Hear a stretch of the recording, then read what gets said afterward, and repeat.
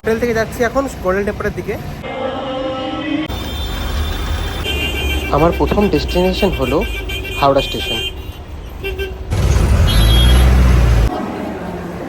এই হাওড়া অমৃতসর মেলের জন্য মানুষের ভিড় উপচে পড়ছে পুরো। প্রথমে এসে উঠে পড়েছি নিজের জায়গাতে, ব্যাগটা পিছনে রেখে দিয়েছি। ট্রেন শুরু হতে আর 10-15 মিনিট বাকি আছে।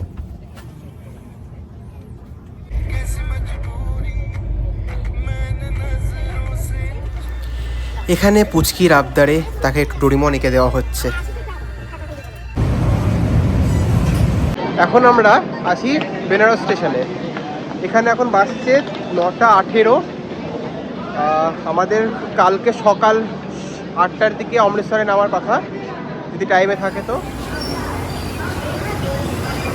হ্যাঁ, দেবজ্যোতি চক্রবর্তী।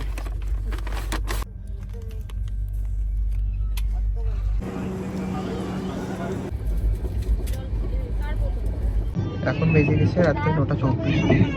10টার কাছাকাছিতে মোরাদাবাদে স্টেশন থামবে, সেখানে আমাদের জোম্যাটো খাবার অর্ডার করা আছে। রাত্রে ডিনার ওখান থেকে করা যাবে, তারপর সকালে পৌঁছাতে 8টা বেজে যাবে। এখন বাজছে সকাল 8:45। আমাদের ট্রেন এতক্ষণে অমৃতসর পৌঁছে যাওয়ার কথা, বাট লুধিয়ানা থেকে ট্রেন এত লেট করেছে, এখনও প্রায় আমাদের 90 কিলোমিটার মতো বাকি আছে। প্রায় 10:15-20 দেখাচ্ছে, মনে হচ্ছে 10:30 বেজে যাবে।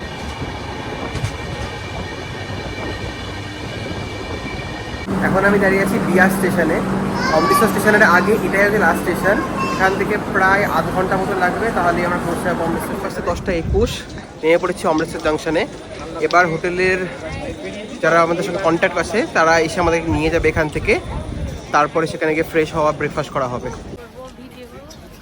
স্টেশন থেকে বেরিয়ে আমাদের বাস নিতে চলে এসছে, এটাতে করে আমরা যাবো এখন হোটেলে।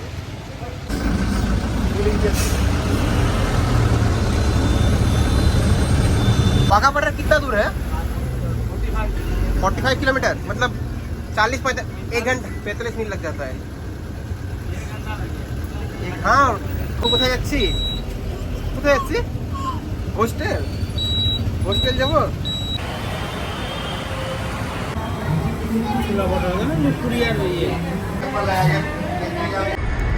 এবার আমরা পৌঁছে গেছি আমাদের হোটেল $98-এ।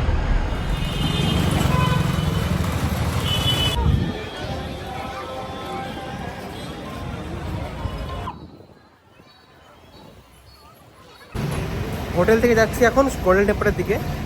অটোতে আমি একা এসেছি, এখন 10 টাকা নিল। সবাই ফ্রেশ হচ্ছে, আমি গিয়েই ফ্রেশ হয়ে তাদের বেরিয়ে পড়েছিলাম।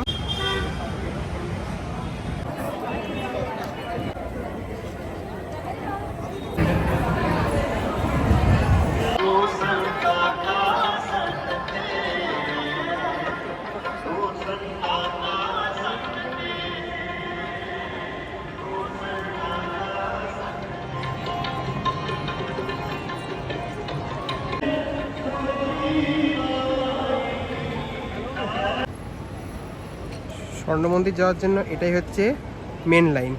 এর ভেতর দিয়ে গিয়েই স্বর্ণ মন্দিরে প্রবেশ করা যায়।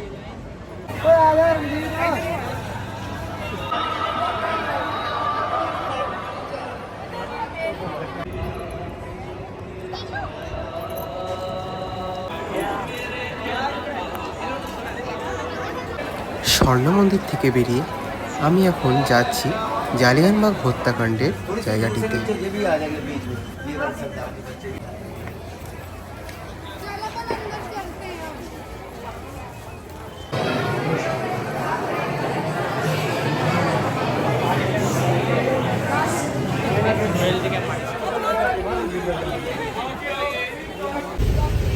এখন বেরিয়ে পড়েছি আমরা মহাভারত দেখতে। অনেকটা লেট হয়ে গেছে, 5:15 সময় সেখানে শুরু হবে সেরিমনি, বাট আমরা 4:15 অলরেডি বেজে গেছে। দেখা যাক কতটুকু দেখা যায়। লাস্ট যেই পয়েন্ট পর্যন্ত কোনো রকম গাড়ি আসতে পারবে, সেখান থেকে ওয়াঘা বর্ডারের একদম ভেতরে যাওয়ার জন্য প্রায় 1 কিলোমিটার মতো হাঁটতে হবে।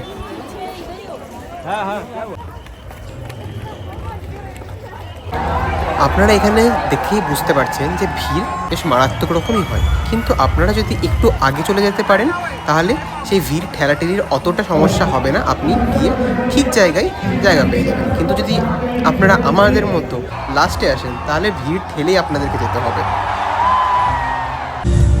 এই যে মানুষগুলোকে আপনারা দেখছেন তারা হচ্ছে পাকিস্তানের মানুষ।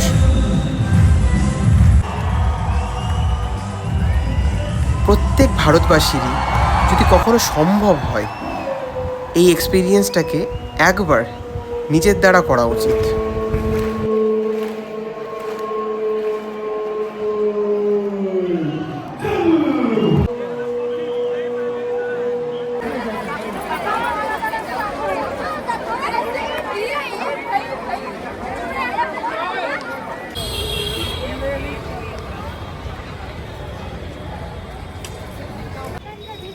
এখন বাজছে রাত্রি 8টা।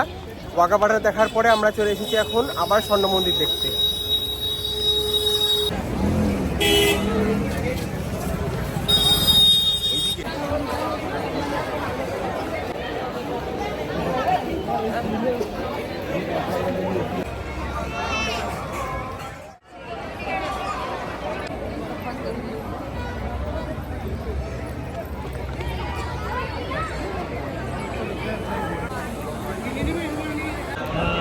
এই মন্দিরের যে সৌন্দর্য সেটা আপনারা কোনো ফোনের ক্যামেরা, কোনো ক্যামেরা দিয়ে আপনারা সেই সৌন্দর্যটার উপলব্ধি নিতে পারবেন না যতক্ষণ না আপনারা নিজের চোখে সেটা দেখছেন।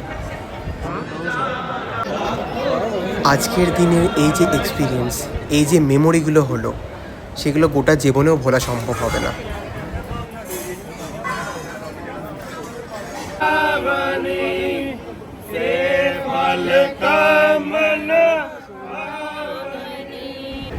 এখানেই শেষ হচ্ছে আমার পাঞ্জাবের vlog. Please like, share and subscribe.